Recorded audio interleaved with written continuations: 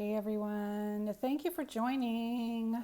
This is the Mother Wound, How to Be Your Own Mother on Mother's Day and every day.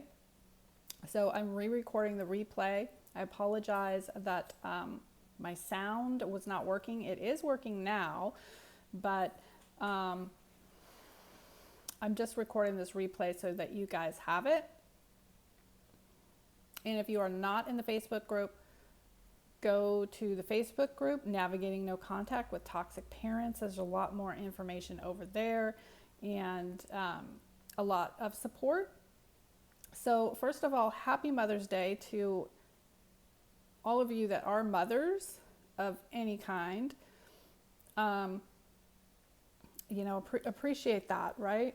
Appreciate that you are a mother unlike your own mother.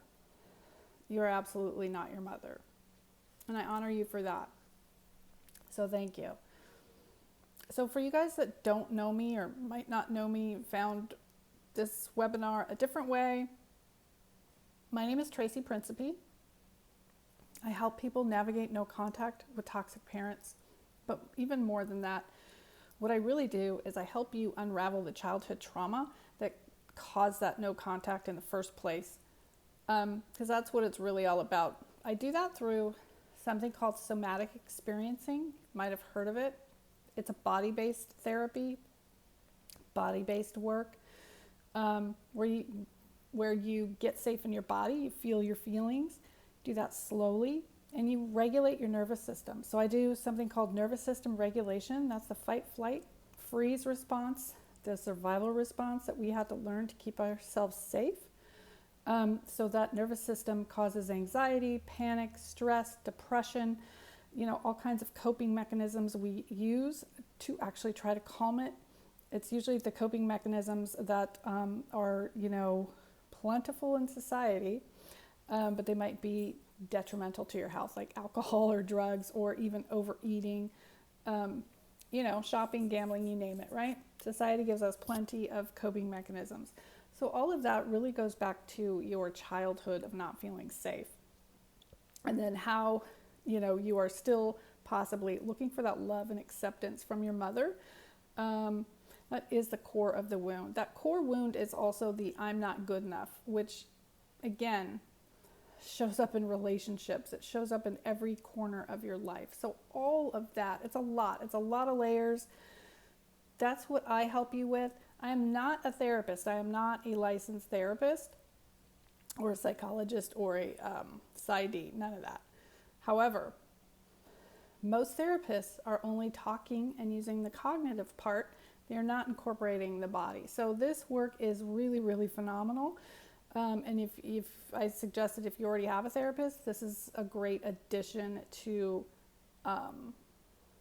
to that work, because it's really the trauma that's stuck in your body. And if you've heard of the book, The Body Keeps the Score, that's a great place to start on how trauma is stored in your body. So nobody told me about this ever. And when I learned about it a few years ago, my entire life finally made sense. It finally made sense. And it was a relief. It was actually a relief. As hard as it was a relief to finally figure out all of those aches and pains and things going on that had finally really, I was bedridden in the end. And I healed all of that to where I am today with somatic work in the body. That's what I help my clients with. Clients who have struggled with severe anxiety, severe panic attacks, all gone. Pain, fatigue, gone. Living life again, feeling good. Now it's an ongoing process of layers, but we get the nervous system calm. That's step number one. So that's what I do. But let's dive into the webinar now. This is about really that core wound that we all have from our mothers, especially if you had a narcissistic mother like I did. But even, just any mother that was impaired somehow, she had a personality disorder, a mental disorder, diagnosed or undiagnosed, a drinking or drug problem, or any, just any issues. She even could have been an okay mother at times, but there was something lacking in the nurturing and the emotional connection, emotional attunement, and that attunement that you need from your mother, right? Being validated, being heard, being responded to, letting you have your feelings and emotions, creating a space, a safe space where you could express yourself. Just not having that and having other things provided for you is enough to cause trauma. Okay? All right, so let me look at my notes here. And we'll get started. So, when you are a baby, you cannot regulate your own nervous system, right? You're screaming, crying, the world is, you don't know what's happening in the world. You need your primary caregiver to help you regulate your nervous system when you're a baby.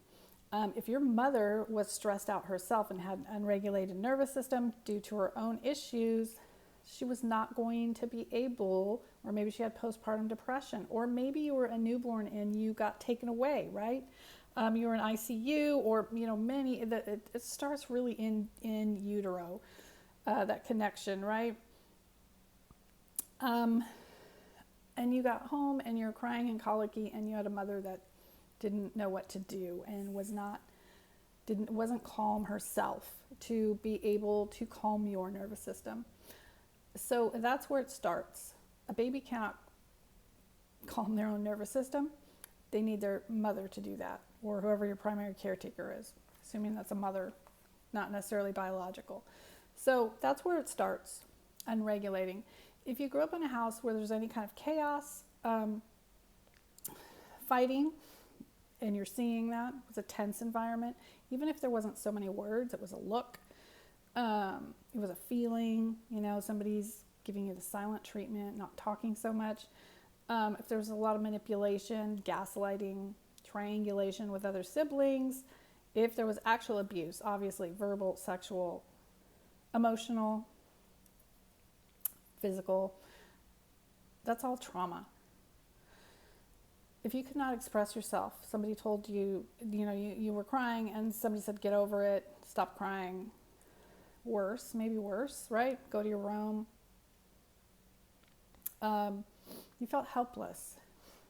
If you knew somebody was going to rain their terror on you, you felt pretty helpless.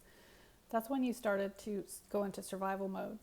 You had to. You couldn't escape that environment. You had to survive. So we go into adulthood and we also are still in that survival mode. So our nervous system is stuck. It's like a light bulb, a light switch that gets stuck on, and that's where you stay. And so you go into adulthood with that revved up nervous system, right? So that link between your current triggers, your coping mechanisms is directly related to what you were feeling and what was going on in your childhood. A lot of people don't realize that. Okay, so that awareness is really, really the first step.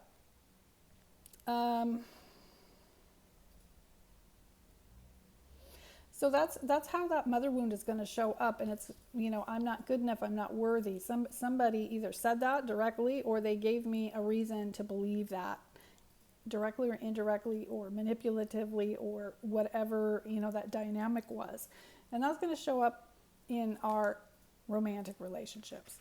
That'll show up real strong. It's also going to show up it could show up in other areas, work, career, friends, just life in general. But that romantic relationship is going to be the key place where it shows up. And so you got to be really honest with yourself how that shows up in your romantic relationships, right? And your own children too. If you don't have the patience for your own children's tantrums and outbursts, because you have that dysregulation, that's going to be very, very triggering. And unfortunately with that is you have the propensity to, carry that cycle of not being available, right, for your kids.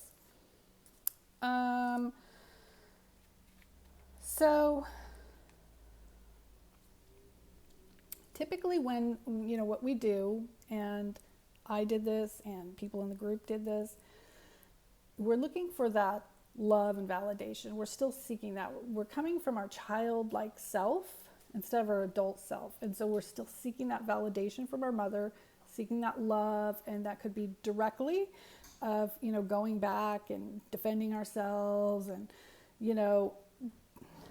trying to be the better person, trying to be the daughter, the good daughter, all of those things. And again, indirectly, looking for love from outside sources, looking for love through men or women or whoever, looking for recognition, being that overachiever. That's one too, where you're just, hey, look at me, I'm trying to prove to somebody, mom or myself, that I'm okay, right? So what happens with that is typically it's not sustainable. You burn out, you get sick, you might have an addiction problem to quell that nervous stress energy, like I did. And so it's not really sustainable because we have a hole, we have that wound, that hole, and we are looking outside to fill it instead of looking within, right? So that's why it's so difficult and so many people struggle with actually going no contact, breaking that. It's like a drug. We've been very, very conditioned since childhood to say that I need to disregard my own feelings and emotions and care for somebody else because that's how I'm going to survive and keep myself safe. And we do the same thing in adulthood. So we go back time and time again with our mother, looking for that support, hoping they'll change, hoping for some kind of love or validation, only to find that we get disappointed over and over and over again. And we might have a similar path with our relationships, right? Could be the same thing. So it is like a drug. We have been wired for that. So it's hard to unwire, but it can be done. And that's why I always advocate for no contact, at least temporarily. Give yourself that breathing room, that space. You've never been given that space. Oftentimes what happens when you give yourself that space, things will start to come up because you're giving yourself that space. It's hard. The grief, the sadness, the anger, the guilt, all of that will come up because you have freed yourself and you're making space. It's very, very, very uncomfortable. So the reaction would be to go back. Not much different than a relationship, with somebody unhealthy that you keep going back to, right? It is wired, and it takes a lot of work to unwire it. But that's the freedom and the peace that you get eventually when you do this work. So that's why I really believe in no contact, at least to give yourself that space to get some clarity and unravel everything, right? It's oftentimes when we see things much, much clearer. So when I went no contact and I realized that through therapy that my mom is, most likely a narcissist, that was really, really hard to process. However, because I processed that, and really was like, yeah, she has all of these narcissistic traits, all of them, that there really is no hope. So it solidified that no contact, that there is really no hope. There's no hope. So it was helpful. It's very, very layered, very complex, right? So all of those feelings, wow, a narcissist, that's a lot to process. But this is the reality, this is the truth, and the truth is there's no hope, right? So coming to clarity and awareness like that can be very helpful in moving on, right? That there is no hope that this mother is ever going to be the mother that we want, right? That's key. We've got to get that from somewhere else. Our mother, for whatever reason, is not capable. People do not change magically on their own. They just don't. They would need help, and they would need long-term help, right? So even if they went to therapy one time, they would have to continue to go to weekly therapy for their own issues for their very own traumas and issues, or get medication or get clean and sober or whatever, and then they would have to stay in that long-term treatment to, even start to get better. Because even if you do all of that, it takes a long, long time, right? So we really, really, really, it's really important that we have to come to terms with that. And it is a loss. It's a loss, right? It's a lot of grief. So it's, so the other part of this is the conditioning, right? Especially around Mother's Day. The conditioning that you be a good daughter or son, that you be, you're bad. You're inherently bad because whatever you did or didn't do, or, whatever you showed emotion. So you learned that very young from your family. Then you go out into the world and everybody tells you that mothers are to be revered and honored and appreciated and loved. And you go into, a card store, and the Hallmark cards are all very like, oh, thank you for always being there. And we didn't have that experience, right? So Hallmark is not very trauma informed. We didn't have that experience of loving mothers. We didn't have that. We see commercials, we see other people with their mothers out for brunch, or we see, posts on social media. And so again, that feeling of loss and grief that we didn't have that. We didn't have that loving, nurturing mother. It can be triggering for sure. And so you want to honor those feelings that come up for you, because that's real and that's valid. We didn't have that. And that's where the shame comes from, the shame. It feels very shameful to see all that going on and wonder, what's wrong with me? How come I didn't get that, right? That's valid. Those feelings are valid. And that's where the inner mothering comes in, which I'll get to. And really creating whatever it is you want to create. There's freedom in that. The freedom comes from not, we don't have to go along with what society tells us that we're supposed to do. We don't have to do that. The freedom is in creating, whatever it is that we want to create for ourselves, right? And again, that can take a little time and a little work to get to that place where you could start creating whatever you want for yourself. But that is the self-mothering, creating that, scenario that can look like anything you want it to look like, right? We do not have to comply in these societal, patriarchal, conditioned ways that keep getting passed down, right? So, so going back to that bad daughter, I'm not good enough, I'm not worthy, right? I must not be worthy. If my mother doesn't love me, then who else would love me, right? I'm not worthy. I am not worthy of anything, because if my mother doesn't love me, I must be really bad. And I have to do all these things to try to get love, right? I have to do all of these things. And maybe if I just do that, she'll love me. Maybe she'll see me. Maybe she'll acknowledge me, right? Really, really, really, really damaging and hurtful.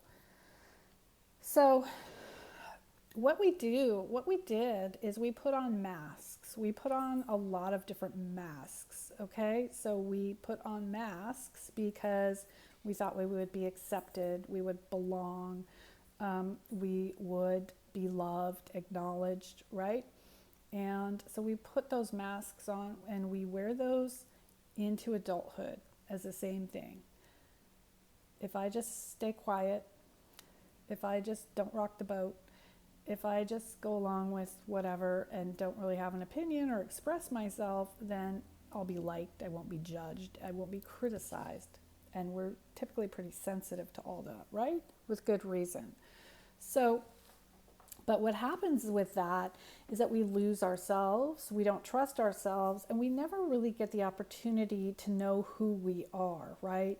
And that is, something that we all suffer from with trauma, is not knowing who we are, because we weren't allowed, again, we weren't given this space, we were not allowed to know who we are. We weren't allowed to express ourselves. We had to put masks on and be somebody else, to receive something that we thought we were, that we could get. So those masks. So these masks can look like people pleasing. That's a big one. Codependency, people pleasing, kind of the same thing. Pleasing others, doing everything for others, being the martyr. Those kinds of tendencies for women especially are really, really strong, right? Very much part of that patriarchal mother, wound that is passed down. The problem with that is you're never getting your needs met. You're people pleasing and you're, being codependent, trying to get your needs met, but you're never actually getting your needs met, right? Because you're trying to make somebody else happy and you're leaving yourself out. So that doesn't work. Again, these coping mechanisms that we have are not sustainable long term. What happens is when you do that, typically on, that has to come out in another way negatively, is going to be, outbursts of anger and resentment because you are doing all these things and not being recognized for it, right? Or you get exhausted, burnout. You're getting burned out, tired, helping everybody else except yourself and leaving yourself behind again. So that is not that self-nurturing, that self-loving, self-mothering behavior that we need to work on to break out of these patterns. Is it really hard to break out of these patterns? Is it scary? Yeah, it is. Because usually what happens is other people get upset by your changed behavior, right? They get upset by your changed behavior because they're not used to that. And so asking for what you want is really scary because that was not safe. That was not a safe thing to do, to ask for what you want. But asking for what you want is mothering, self-love. It's self-caring, right? It's taking care of yourself. Asking for what you want, need. Absolutely. Scary, but needed. So those are the masks. So ask yourself, what masks do you wear right now within your family, with your, in your family dynamic? And if you struggle with no contact with your mother, what masks are you still wearing to try to receive that love? Okay, so that's a good, so write that down, really think about that. Okay, that can be your homework exercise.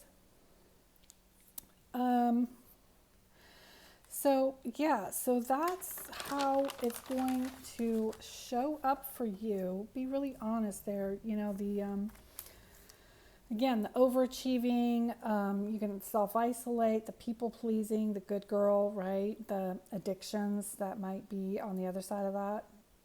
Food being one of them, alcohol, whatever. Okay, so, relationships, the fixers, you're mothering and fixing people. That's a big one. So all of those things, just be really, really aware of those masks that you're wearing, right? You're trying to get your needs met, but you are not actually getting your needs met. And that's because, your mother, you always had to manage your mother's feelings and emotions and could never manage yours. And that's what you're doing now as an adult.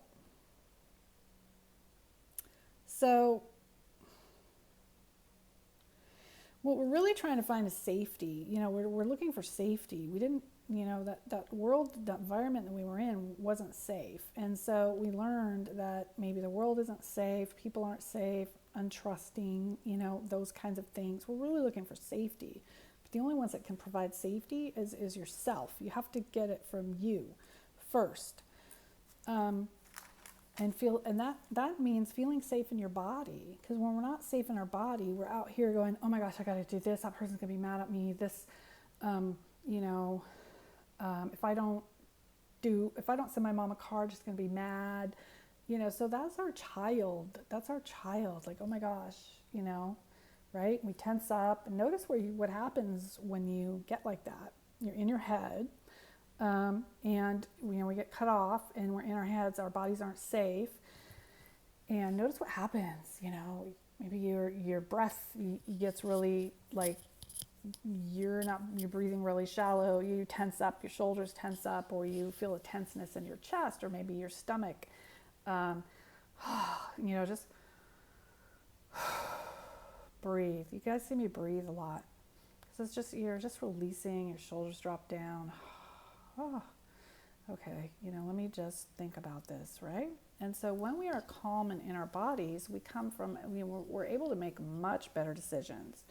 Much better. We're not coming from that child self, right? So we can make a lot better decisions when we're in our bodies. And I help my clients with this, and they set amazing boundaries all by themselves that they've never set before. So we feel stronger and more solid in our bodies, where we can make better decisions for ourselves. And that is self-mothering, right? Instead of being out of our body, all in our head, going, oh my gosh, if I say something, this person's going to get really mad at me and they're not going to like me, or, I better just leave my partner alone because if I say something, it's better not to say anything. It's better just to let it blow over and just be quiet, right? Do you see how you're harming yourself when you do that?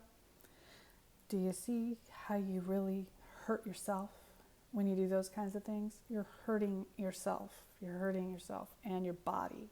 You're hurting your body because these are learned behaviors.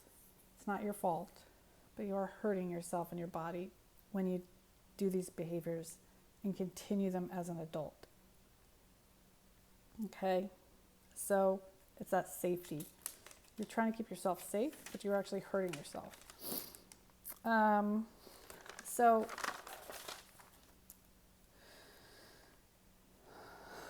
let me just see here. Okay, so most of us are the black sheep, the scapegoats in the family, right? Because we spoke up, or we said, wait a minute, something's not right here. Okay, so when I was a little girl, I knew something was wrong. I didn't know what, because there wasn't anybody around to validate for me. So I was gaslighted, I was blamed, I was denied my experiences and my feelings. I was lied to a lot, and there was a lot of subtle manipulation. It's very subtle. My mom's more of a covert narcissist, very, very subtle manipulation that was very damaging. So, what happens with that is I didn't trust, I knew something was wrong, but at the same time, it was always like, is it me or is it her? Is it me? Is it her? Right? There was constant confusion, a lot of confusion when you grow up like that. So, but at the same time, I knew enough that something was wrong, and I would stand up to that. So, most narcissists don't like being stood up to, right? They don't like that. And I did that fairly young. I ended up being that rebel child, very young, very, very, very rebellious. Because I didn't like what was going on, right? So most of us can, being the black sheep or the scapegoat child, can relate to some of that, right? You stood up for yourself. Something's wrong here. I don't like this. I'm not going along with this anymore, right? That leads you to no contact. We didn't get to no contact for the lack of trying. This was our last resort in this, family sickness and dynamic, right? So you took the hard route. You took the hard route by speaking up. It threatens their safety. It threatens the family unit. And so that's why you might have siblings and other relatives in that unit that ignore the abuse and go on like nothing has happened, right? Even inviting sexual predators that might still be in the family unit over for Christmas dinner and expecting you to go along with it. That's not uncommon. You have this, just sweep it under the rug. Forget about it. It was a long time ago. I don't know why you're still talking about that.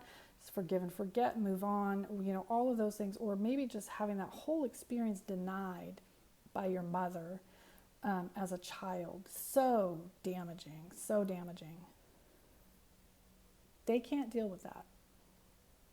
They can't face it. It's a threat. You're a threat, so you get pushed out of the family unit. This is part of the patriarchy in the world and the collective of the world. We see that all the time with women who have been, you know, hurt sexually, be denied their experience, being put on a, you know, stand in a courtroom saying you're a liar, right?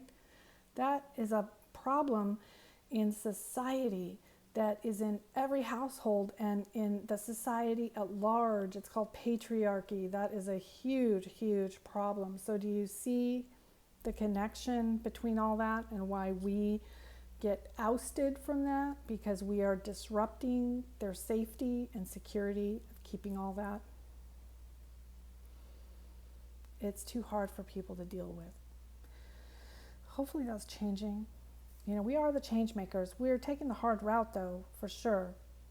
We're taking the very hard route because, as you know, you can lose your entire family. However, I don't know of an alternative that I wouldn't trade the freedom for that crap. I just wouldn't. I wouldn't trade my freedom and my truth. And so when we do this, you guys, that is self-care. Going no contact is self-care, okay? Going no contact is self-care. It's the biggest act of self-care that you'll ever do. Because you're saying, no, I don't want to participate in this, right? Something's wrong and I don't want to participate. That's a big act of self-care because it's very hard to do and most people don't do it because they'd rather just stay with, you know, that sickness and dysfunction.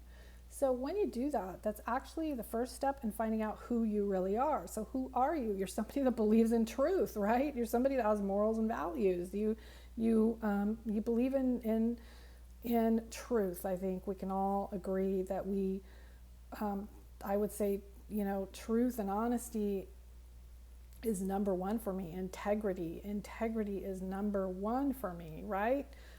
Calling out BS, is number one. Standing up for women who have been hurt. I believe you, right? I validate you. That's who I am. So when you break away from that,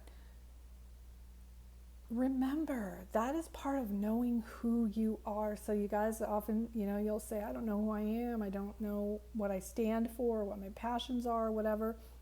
This is the first step in finding out who you are. I can guarantee that you have integrity and you have truth, right? And you believe fiercely in that and you will fight fiercely for that, right? So hell yes to that. That's huge. So give yourself credit for that. That's like really the biggest step that you can take for yourself. Okay? So think of that scapegoat. So remember when you get sad, that, you know, like, why me? Why not you? Somebody's got to break the cycle. Somebody has to break the cycle. You got a hard job, but you can do it. Okay? So that's the whole scapegoat black sheep that I think we can all relate with. So here's a couple of exercises I want you guys to do. If you have a pen and paper, I want you to think about, okay, so your first task is, you know, how do your triggers show up, right? So be honest with yourself. Write it down. Go ahead and write how do my current coping mechanisms and triggers show up? And go ahead and write those down. And then I want you to write down, you know, how are you different from your mother? Because I can guarantee that you are not like your mother.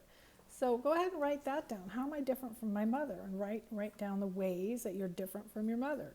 Okay?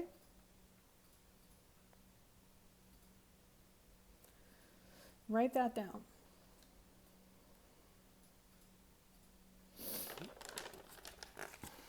Because I guarantee there's a lot of ways that you're different from your mother. Very much so.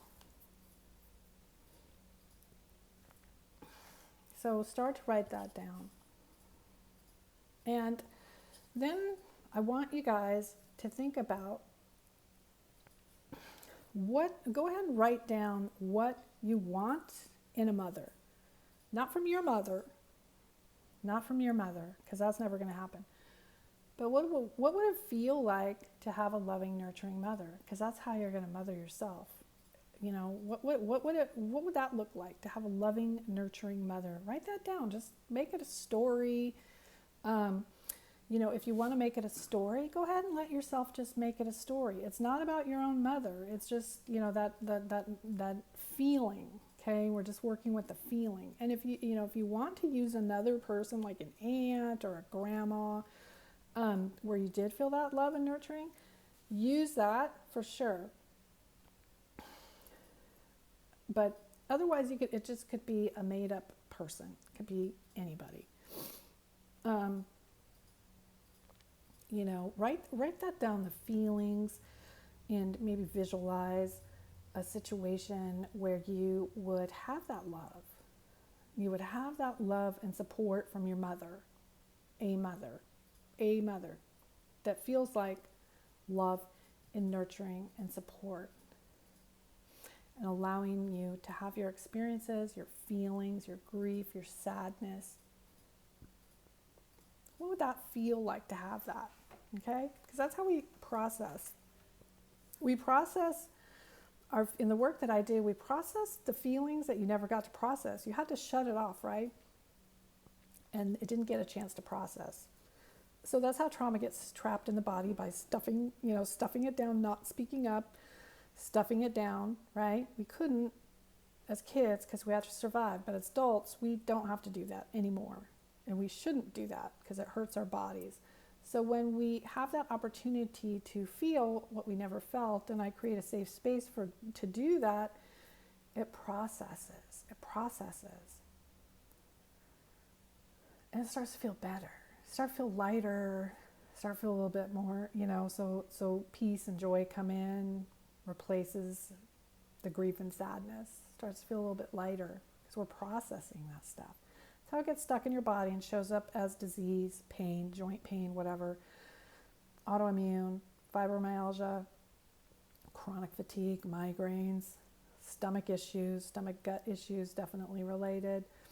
All of that, anxiety, panic attacks, complex PTSD, all from stuffing our emotions. So we go back and we feel that.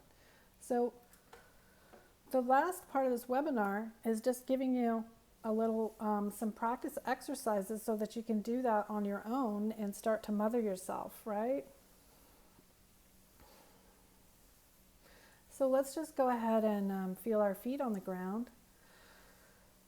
Feeling our feet on the ground, pressing our heels into the ground and our toes, just really feeling, yes, the floor, that's the floor, that's the ground, and I'm supported. And then feeling yourself in your chair or whatever you're on, pressing your back up against the chair, pressing your buttocks into the chair. Yes, feeling supported in this chair. Touch the chair, right? Hands on the table. I feel the table here. Okay, hands on my knees. I feel that connection. Feel my body in the chair and my feet on the ground. And don't forget to breathe. You can just take a deeper breath if you want. And your eyes can be open or closed, whatever's more comfortable. Just beginning to notice your breath. And then noticing your body. Notice where you might feel tension in your body, or pain, or stiffness, or tightness. Notice where that might be. So mine's kind of in my lower back. And notice where that is. And then just notice other parts of your body that feel less tense. Maybe there's no pain. Maybe it feels pretty good. Maybe it just feels neutral. So usually, the tops of my feet feel pretty good. I don't know why, but that feels good. And I have these little sandals on that I guess they're like kind of like flip-flop sandals that I just always have near the door to slip my feet in. And I feel those on my feet right now. And just feeling that my tops of my feet feel pretty good. And just breathing, just noticing the subtle differences in the sensations in your body. Notice any feelings or sensations.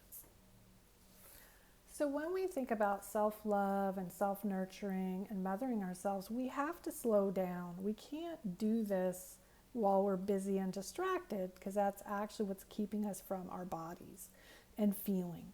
So the only way to effectively really do this work is to slow down. We have to slow down. And that could be hard for a lot of us that are actually those busy bees, because we're actually avoiding the feeling and emotions, right? So slowing down is required for feeling. But we can learn to slow down by getting present. And I do a lot of this work. So the first thing we're going to do is we're just going to hug ourselves. Let's cross our right hand on top and grab your shoulders and really squeeze and feel that connection. And breathe. If that gets too activating, just breathe normal, okay? If that's too activating, if that feels overwhelming or creates more anxiety, just stop the breathing and breathe normal. Nice inhale. And squeeze and hug. Okay. All right, and then we're going to switch. So this other hand goes underneath and the opposite one on top. And again, we're just going to squeeze and hug yourself. Squeeze. And breathe. Squeeze. And breathe. Okay, and then you can rub your arms if you want.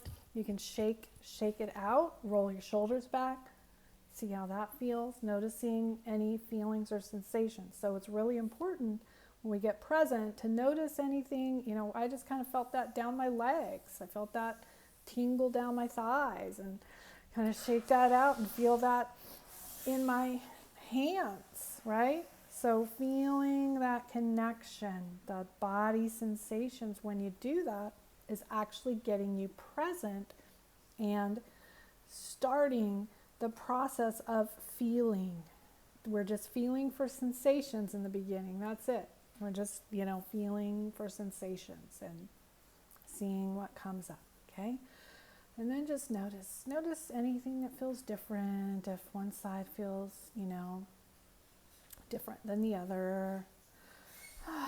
Just feeling that, okay? So that feels pretty good to me. I love it. But if this is the first time, if anything is overwhelming, produces a lot of feelings right away, this can happen because a lot of times our feelings are sitting right there. They're actually sitting right there.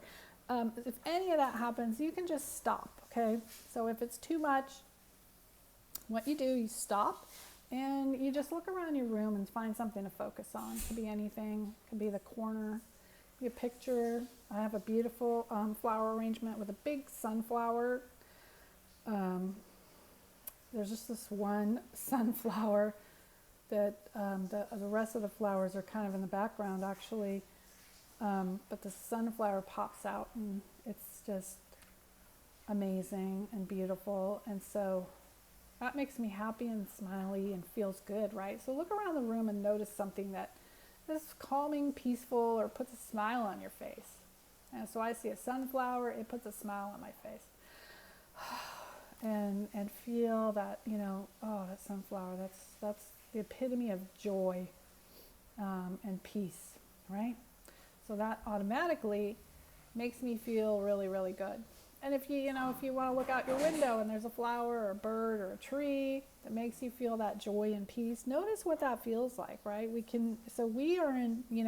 get to do this to help ourselves feel better. That is nurturing. That's self-nurturing, okay? So anytime I'm feeling really down, because today's Mother's Day, and I feel sad, that's an okay feeling. I'm going to hug myself. I'm going to take some breaths, and then I'm going to look around, or maybe I'm outside and I'm doing it, and I'm going to notice something that looks really like, wow, I just have that beautiful, peaceful feeling, right? Some joy. I have some joy, right? This sunflower is amazing. It brings me so much peace and joy because I don't need all these outside things to fulfill me. I don't need that. I don't need that anymore. I fulfill me. I fulfill me. I fulfill me. Okay? It's a beautiful, beautiful thing. It really is. It is, because you have absolute peace and freedom to do what you want, right? And so, maybe you just take a walk in nature. That's good enough. That's Mother's Day. That's self-nurturing. So what we're doing right now is self-nurturing. Okay, let's do a little other nurturing exercise. I want you to put your right hand on your heart. And if you guys have been in some of my other Saturday morning calls, we do this one, and people like this one a lot. And I do this with my private clients as well. So we're just going to put our right hand on our heart. I want your fingers on your collarbone, so you could press, find your collarbone there, and your palm of your hand is pressing into your heart. And again, we're breathing here, and we're just finding that pressure. Then we're putting your left hand and adding pressure. You're adding some pressure. So this activates your vagus nerve, stimulates the vagus. So you want to add some pressure where you feel enough pressure, okay? And then we're going to inhale for 3. We're going to hold our breath for 5. And then we're going to do a nice long exhale for 6. And again, if that gets too overwhelming or activating, you can just breathe normal. But keep the pressure on your heart, because that's the stimulation part. Okay, here we go. We're going to do it 3 times. Inhale. Hold for 5. 1, 2, 3, 4, 5. And exhale for 6. Nice long exhale, kind of where your belly pops out at the end, keeping that pressure. And again, inhale for 3. And hold for 5. 1, 2, 3, 4, 5. And exhale for 6.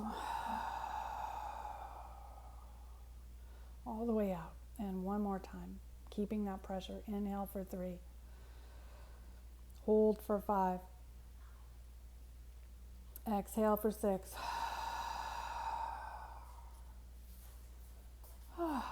And just releasing that. When you're ready, you can shake out your hands again, seeing how that felt. It's really a nice calming, that should feel pretty calming, right? So just doing these, most people say they get really calm with that, right? Like, oh, that feels great, I could take a nap. And, so both of those exercises are really calming. Anytime you feel anxious doing that, because the breath, we're not used to taking in that oxygen, can get a little, much. But if that happens, or feelings start bubbling up, because they're sitting there on the surface, ready to come out, and you don't feel quite ready for that, because it can be uncomfortable at first, because we're not used to it, right? And it feels a little scary. Again, look around your room, find something to focus on that feels. It could just be a color. It can be a color. It can be something that feels, calming and peaceful. Or look outside your window. Maybe it's a tree or a flower or rose bush, something outside that feels calming and peaceful, okay? That's self-love, that's self-nurturing. Feeling your feelings in your body is the greatest act of self-love, because we didn't get to do that, and that is the answer to all your problems. I'm telling you, it changes everything. It changes everything. Not too many therapists do this, or coaches, or even clergy members, or teachers, or mentors, whatever. People just they don't have that training, or even the awareness, right? And that's why we go into the world and people are like, oh, even unsuspecting, well-meaning friends and acquaintances will say, oh, well, you should just forgive your mom, or, you should just wish her a happy Mother's Day, and water under the bridge, or whatever, right? That is what we hear from society at large, again, because of this patriarchal culture that says mom can do no wrong. And even if she did wrong, you have to still love her and forgive her, which we can do, but it doesn't mean contact, right?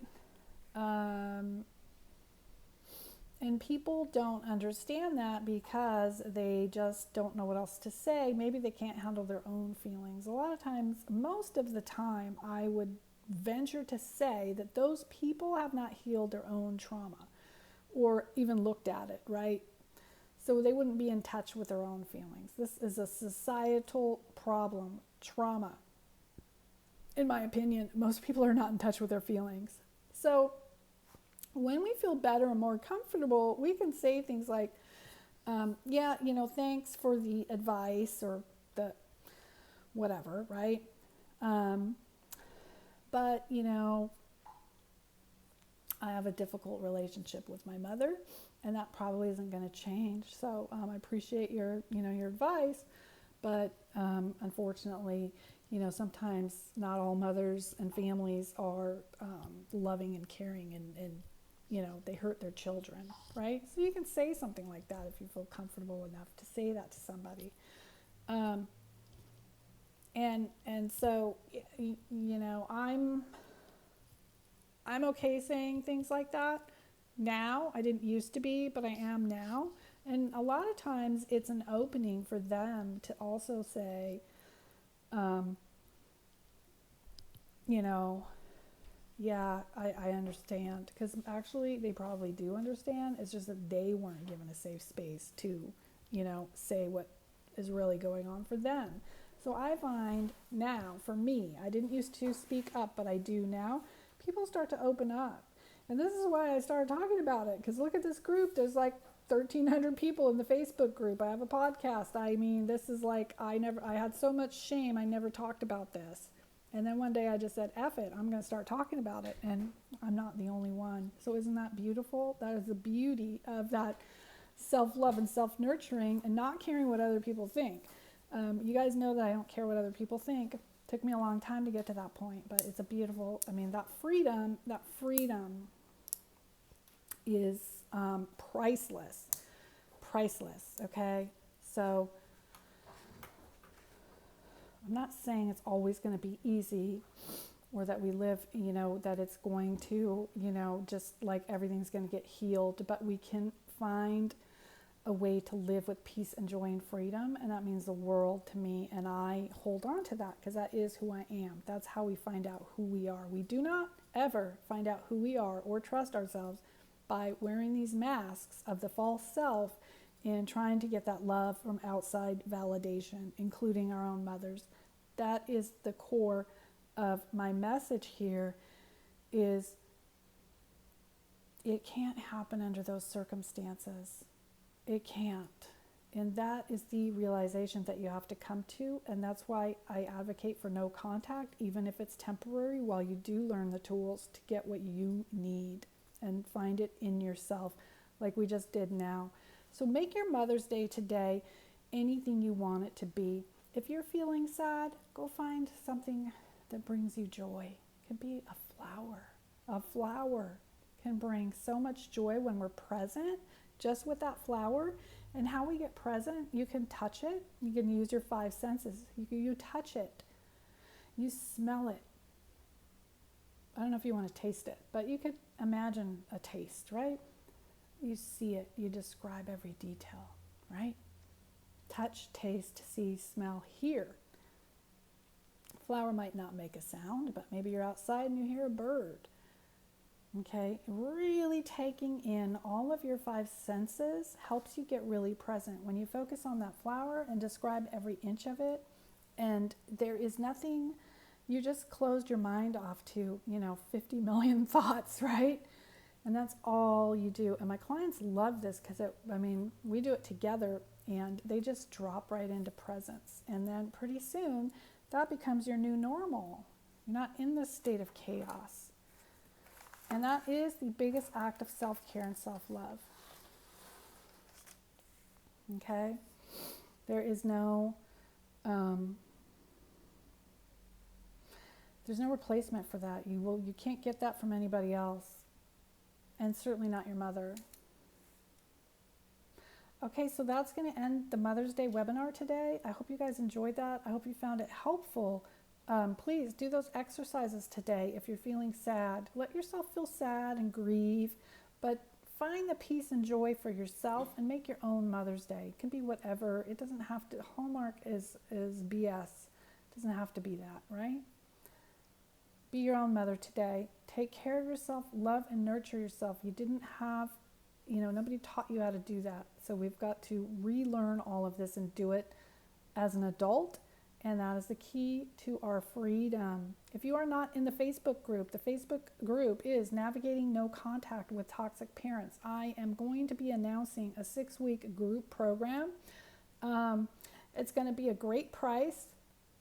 It's going to be 6 weeks, and it's going to be on the narcissistic mother wound, but it's really the mother wound in general, but specifically the narcissistic mother wound that, or any mother, even if you don't know if she's a narcissist or not, it doesn't matter. The mother that was not capable of empathy, the mother that was not capable of love or nurturing, no empathy, and you felt that as a child. That is the core damaging wound, in my opinion, more than anything else.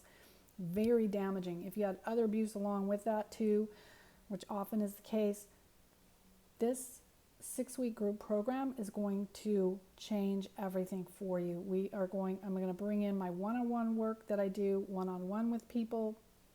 I'm going to bring in body reclamation, somatic writing. It's going to be really, really powerful. And in those 6 weeks, you will see a lot of transformation. This is going to be a beta. This is going to be the first time I run this group, because normally I work one-on-one, but I want to put together a group program that is a little bit more affordable. But at the same time, I want to make sure that it has plenty of support, because emotions do come up. And so I want to make sure I can do this in a way that you guys are all still supported in a group environment, and that a group environment would feel reasonably safe for you, right? So I've been thinking a long time about how to put together a group program that would work for everyone, and also, have a nice group of people come together and work through this in a supportive co-creative, co-regulation, because we actually regulate with other people. So it's a nice way to co-regulate too, which is really, really powerful. So I'm going to start that in June, and I'm going to put up a registration and the whole modules and everything. I'll put up a page with all of that. But if you guys are interested in that, I'm going to put up just like the general details and the price, and then with a longer informational page about that. And start date will be probably like mid-June, 6-week narcissistic mother wound program. Okay. And I do have maybe two. My one-on-one spaces are pretty full, but I might have 1 or 2 if you want to work with me one-on-one. If you're interested in that, it's a 3-month commitment, and then month to month after that. But you can message me on that, PM me, or email me.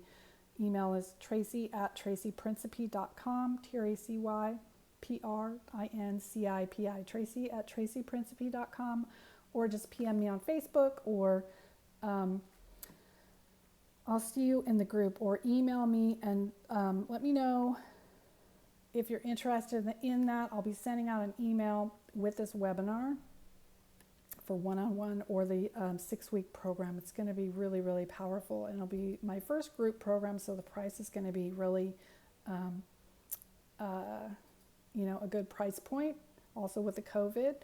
So, but I will keep it small. So I'm going to keep it small. Probably maybe 5-6 people. So again, that it maintains that one-on-one feeling that is super important in doing this work. All right, you guys, thanks so much for joining. I'll see you later.